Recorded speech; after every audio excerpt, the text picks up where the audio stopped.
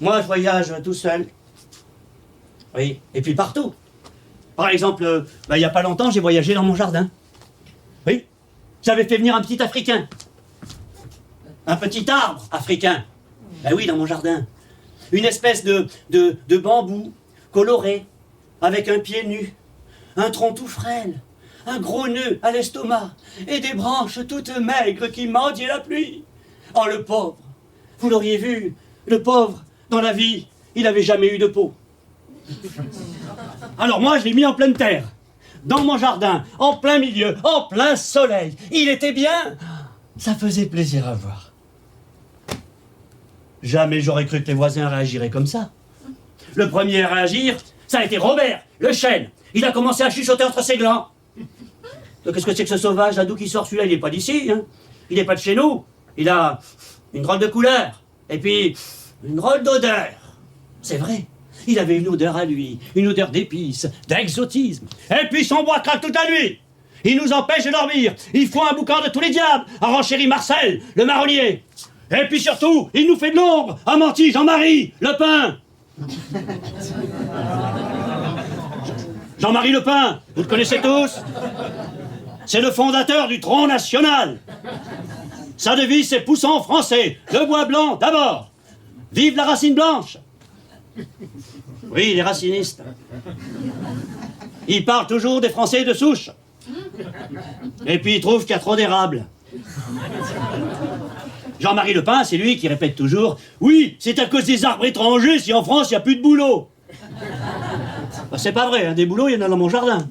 Ah ben si, vous verrez mon jardin. Oh là là, c'est pas le boulot qui manque. Hein.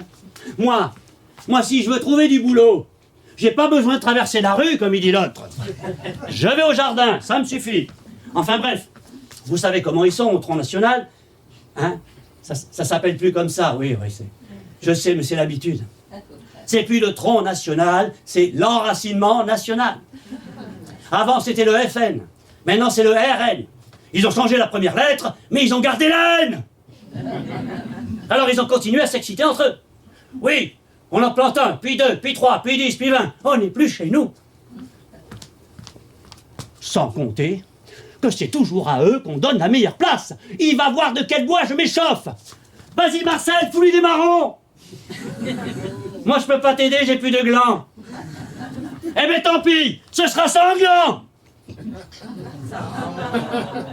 Et de fil en aiguille, Le Pen a gueulé. Laissez-moi, les gars. Celui-là, il est pour ma pomme.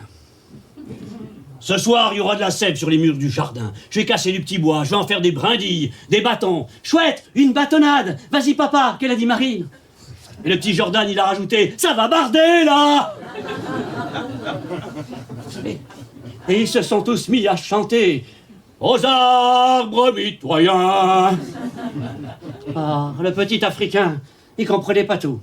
Ben non, il comprenait pas tout, c'était pas de la langue de bois. Mais il comprenait l'essentiel. Et il avait peur. Alors Le Pen s'est moqué. Hé, les poteaux, regardez-moi ce bambou, là. Il pleure comme un sol. Ça a été moins une. Ça a été moins une. Heureusement que le voisin belge est intervenu. Le voisin belge, le chêne liège. C'est lui qui a appelé le grand. Le grand, c'est le hêtre. C'est lui qui fait la police dans le jardin. C'est l'écorce de l'ordre. Il est arrivé et il a dit « Bon, vous allez arrêter vos chiotises !»